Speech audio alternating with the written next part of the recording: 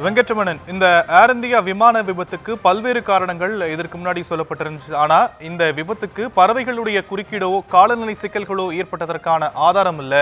எரிபொருள் திடீரென துண்டிக்கப்பட்டதற்கான காரணம் மர்மமாகவே இருப்பதாக சொல்லப்பட்டிருக்கு. அப்படி இருக்கக்கூடிய சூழல்ல அந்த பிளாக் பாக்ஸ் அப்படிங்கிற சொல்லக்கூடிய அந்த பெட்டி ரிட்ரைவ் பண்ணப்பட்டு அதில் இருக்கக்கூடிய தரவுகள் ஆராயப்பட்டிருக்கா? விமானிகளுடைய உரையாடல்கள் கடைசி நொடிகளை என்னவாக இருந்திருக்கு? அது குறித்த விவரங்கள் கிடைக்கப்பட்டிருக்கா?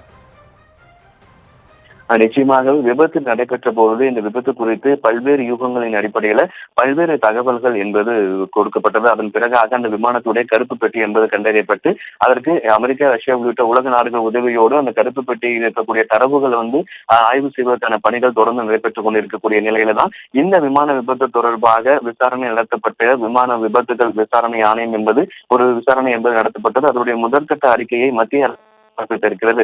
தொடர்ச்சியாக அந்த இறுதி நேரத்துல அந்த விமானிகள் என்ன பேசுறாங்க காக்பீட்ல அப்படிங்கிற அந்த உரையாடல்களும் இந்த அறிக்கையில சமர்ப்பிக்கப்பட்டிருக்கிறது. ஏன் எரிபொருள் துண்டிக்கப்பட்டது என விமானி ஒருவர் கேள்வி எழுப்பார். அதே போல நான் அல்ல என்பது மற்றொரு விமானியோட பதிலாக தற்பொழுது இந்த அறிக்கையில கொடுக்கப்பட்டிருக்கிறது.